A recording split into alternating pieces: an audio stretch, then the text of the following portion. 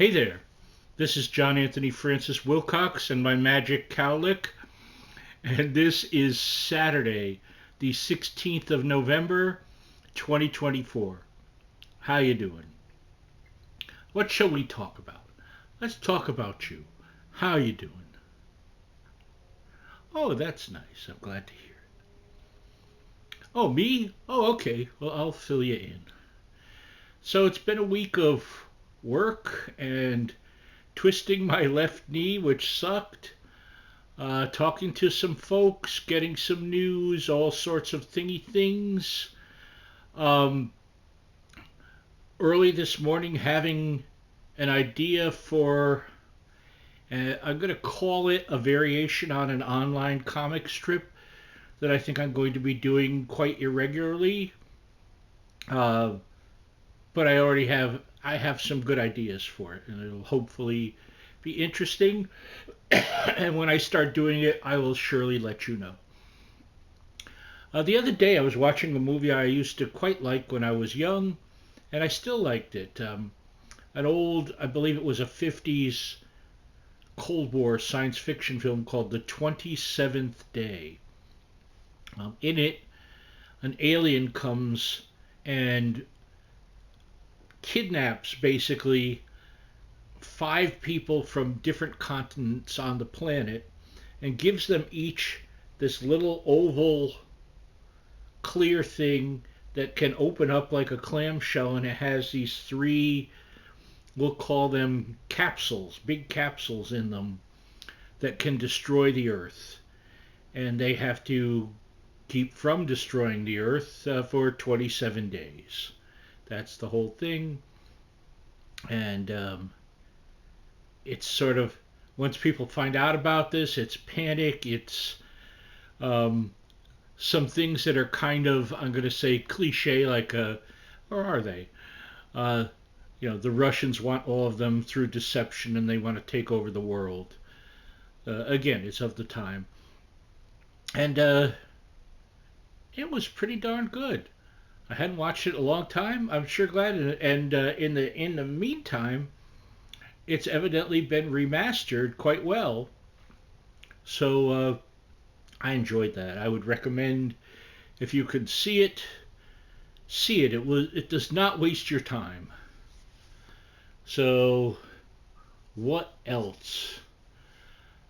I have had people. How do I put it?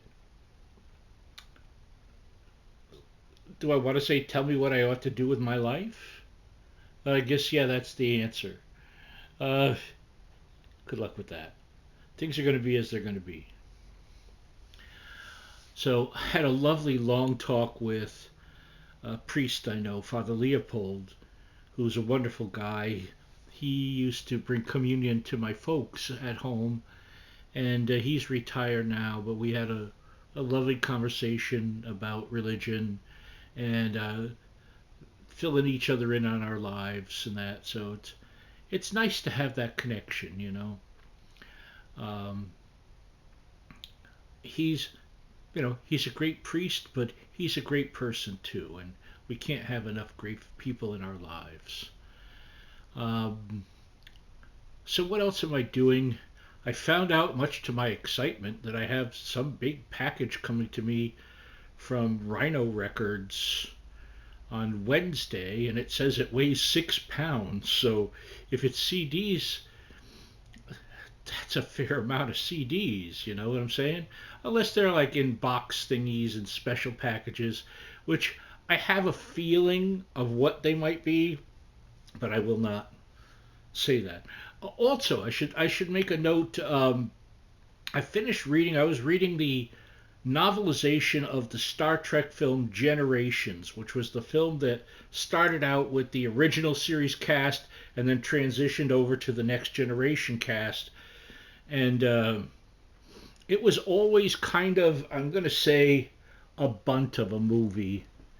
And I'm sorry, I went out of shot for a second there.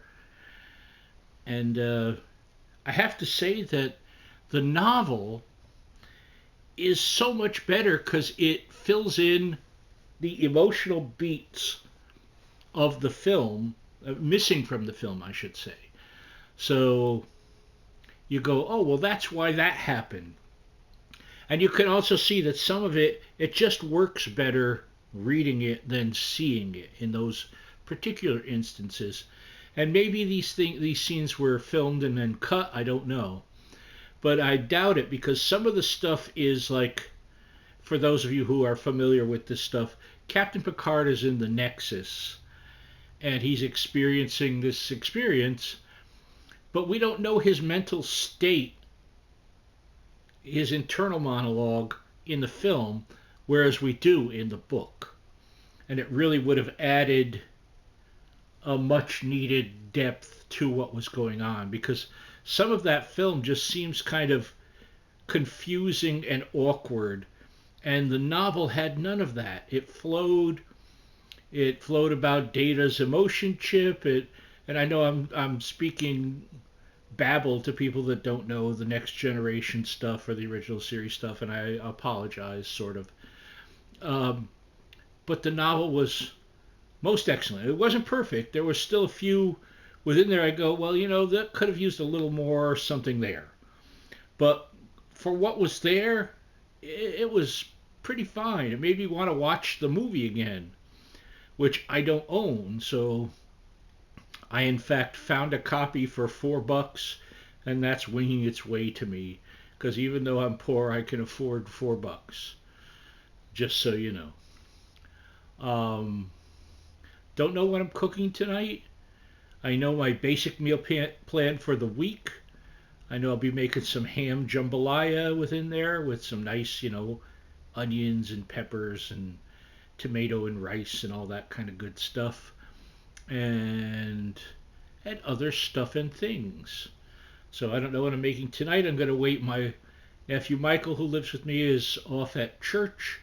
So when he comes back, I'll see what he would like to have, and that's what we'll, of what we have available, and that's what we'll have. I'm pliable.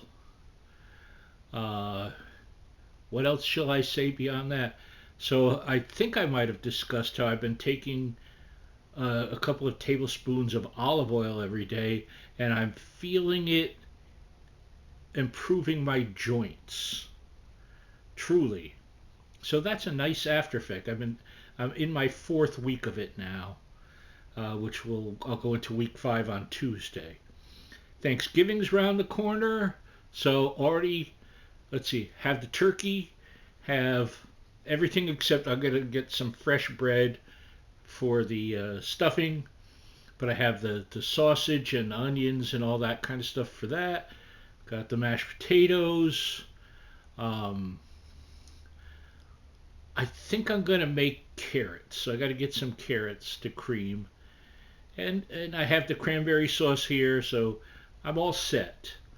So I hope you are too, if you choose to celebrate Thanksgiving, however you choose to celebrate it. Um, what else? I really think that that's it, for this go round.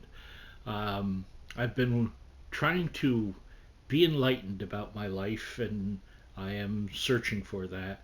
Lovely conversation with my dear friend Suzanne, by the way, so that was nice. And we'll see where we go from here. I hope you're all doing well. I love you. Bye bye.